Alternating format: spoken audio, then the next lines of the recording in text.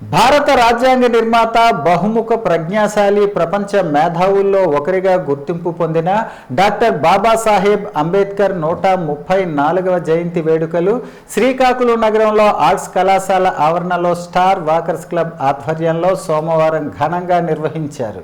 ఈ సందర్భంగా అంబేద్కర్ ఆశయ సాధనకు కృషి చేస్తున్న పశు సంవర్ధక శాఖ సహాయ సంచాలకులు డాక్టర్ జి నారాయణరావును సత్కరించారు.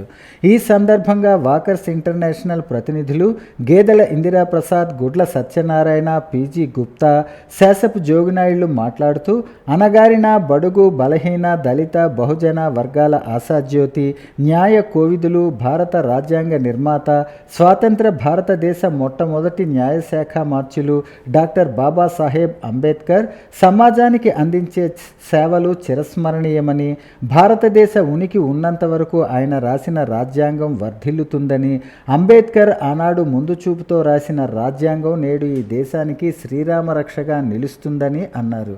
ప్రపంచానికి మార్గదర్శిగా నిలుస్తారని కొనియాడారు.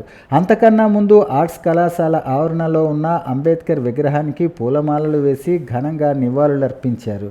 ఈ కార్యక్రమంలో స్టార్ వాకర్స్ క్లబ్ అధ్యక్షులు గుడ్ల జగ్గారావు, స్టార్ మహిళా క్లబ్ అధ్యక్షురాలు గేదెల లక్ష్మి, స్టార్ వాకర్స్ క్లబ్ ప్రతినిధులు జి వాసుదేవరావు, ఎం మల్లిబాబు, సుగంధం సంజీవరావు, సింహాద్రి వేణుగోపాల్, తౌడు న్యాయవాదులు కంబాల రవి, కోమరాపు ఆఫీస్ నాయుడు తదితరులు పాల్గొన్నారు.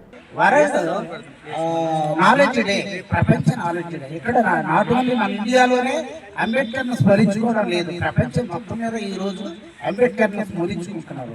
అనేక రాజ్యాంగాలు, అనేక అనేక కంట్రీస్ యొక్క రాజ్యాంగాలు చదివి అందులో ఉన్న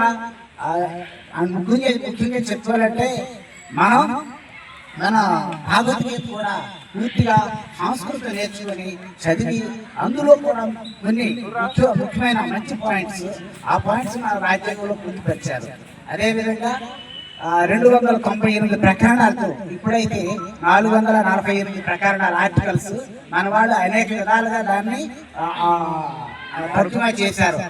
కానీ 298 ప్రకరణాలే, 370 ప్రకరణం మాత్రం ఆయన రాయలేదు. అక్కడ మన 300 తర్వాత ప్రకరణం అనేది ఈ ప్రభుత్వాలే పెట్టి దాన్ని మళ్ళీ తర్వాత రద్దుపరచడం జరిగింది అనమాట. 370వ ప్రకరణం. భారతరత్న బిరుదిచ్చారు. అలాగే డాక్టరేట్ మాత్రం ఆయన తెచ్చుకున్నారు. మొత్తం 4 డాక్టరేట్ సంపాదించి 32 అంశాల్లో ఆయన పోస్ట్ గ్రాడ్యుయేషన్ చేశారు. 32 అంశాల్లో డిఫరెంట్ యూనివర్సిటీ నుంచి. కనుక ప్రపంచమంతా అది అప్రిషియేట్ చేసి ప్రపంచ మేధావులే డాక్టర్ బిఆర్ అంబేద్కర్ #1 ప్రపంచ మేధావి అని నిర్ణయించారు. కనుక ఆ విషయం మన ప్రభుత్వం కూడా గమనించి భారతరత్న ఇచ్చారు. మరి ఆయనకి అన్ని విధాలా మన ప్రభుత్వం కూడా సహకరిస్తుంది. ఎందుకంటే రాజ్యాంగం ఆయన సృష్టికర్త.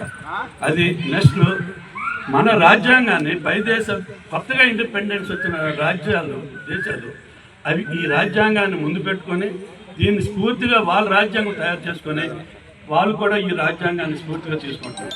అయితే రాజ్యాంగం ఆయన ఒక్కడే కాదు రచించింది, మొత్తం ఒక కమిటీ చేసి ఆయన చైర్మన్గా ఉండి దగ్గర 200 మంది న్యాయ నిపుణులతో తయారు చేసినటువంటి మన రాజ్యాంగం ఎప్పటికీ కూడా గొప్ప రాజ్యాంగం అని చెప్పుకోక తప్పదు.